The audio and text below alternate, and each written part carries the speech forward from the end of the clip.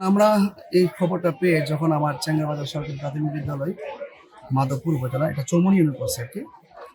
তো সেখানে যখন শুনেছি যে আমাদের এজেন্টকে দেওয়া হচ্ছে না, তাকে ঢুকতে দেওয়া হচ্ছে না, তখন সেটা শুনে আমি কিন্তু সাথে সাথে আসি।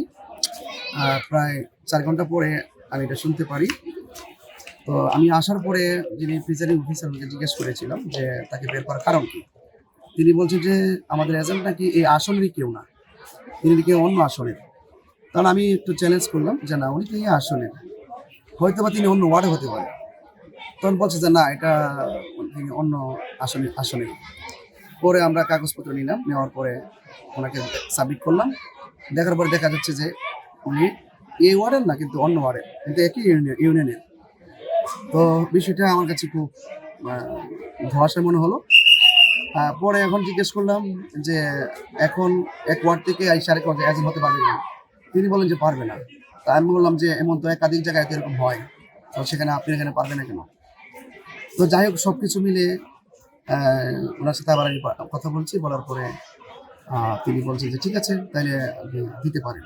হ্যাঁ, তা আমার প্রশ্ন হলো যে প্রথম প্রশ্ন হলো তিনি অন্য অন্য আসনের, দ্বিতীয়বার বললো অন্য অন্য ওয়ার্ডের হওয়ার কারণে পারবে না। এখন আবার ওনারা নিচ্ছেন, বলছে যে রিটার্নিং অফিসের অনুমতি লাগবে। হ্যাঁ, সকালে যদি রিটার্নিং অফিসের অনুমতি দিতে পারতো তাহলে পারতো।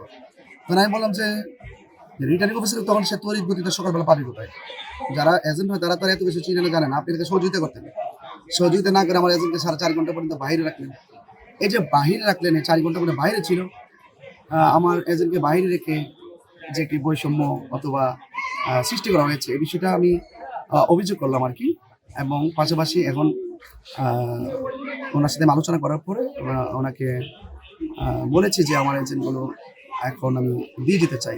বলছে ঠিক আছে, তাহলে কাগজ নিয়ে আসতে বলেন, আমি দিয়ে দিই। তো এখন শেষ পর্যন্ত আমি দিয়ে গেলাম। ঠিক আছে, তো সেই তো নিল মানে কি 4.5 ঘন্টা পরে নিল। তো একজন দায়িত্বশীল ব্যক্তি, ওনার এই বিষয়গুলো আমি মনে করি, আমি অ্যাজ এ প্রার্থী হিসেবে আমার সাথে এটা বৈষম্য করা হয়েছে বা জুলুম করা হয়েছে, এবং এটা আদৌ উচিত বলে আমি মনে করি না। এখানে তো আপনি আসলে কেন্দ্রে এসেছেন এবং পরিদর্শনও করেছেন। সার্বিক অবস্থাটা আসলে কি দেখছেন? আপনার কোনো প্রশ্ন বা কোনো ধরনের সংকোচ? সার্বিক অবস্থা বলতে আমি যতটুকু বুঝেছি যে যখন আমি শোনার আগে কিন্তু আমার ইউনিয়নের অন্যান্য ওয়ার্ডের কর্মীরা শুনছেন যে এখানে আমার এজেন্ট দিচ্ছে না।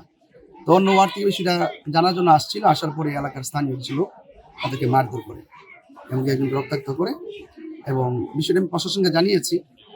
বাট দেখি তারা কি করে, কিন্তু সব কিছুর ঊর্ধ্বে এই বিষয়টা জুলুম হয়েছে যেমন। এখন তো 12টার কিছু বেশি বাজে। হ্যাঁ, বাকি দিনে আসলে কোনো ধরনের শঙ্কা আছে কিনা? না, সংখ্যা বলতে আমি যেহেতু এই কেন্দ্রটা খোঁজ পেয়েছি, এসেছি, আরও একাধিক কেন্দ্রের অভিযোগ আমি করেছি প্রশাসনের কাছে। তো বাকি সময়গুলো আমাদের একটা হিসাব বিকাশ হবে, তো সেটা আমরা আরেকটু অবজারভেশন করি। একটা দলের যখন আমি একজন প্রার্থী, আপনারা জানেন যে মোমবাতি প্রতি ঘরে ঘরে একটা আওয়াজ, সেটা আলোচিত প্রার্থীর এজেন্টকে একটা ঠনকো বিষয় নিয়ে নিজের পক্ষ থেকে সমাধান না করে বের করে দিয়ে 4.5 ঘন্টা বাইরে রাখা মানে তো এটা আধিপত্য, পেশি শক্তি, এবং মনে হচ্ছে বিষয়টা একটা রহস্যজনক।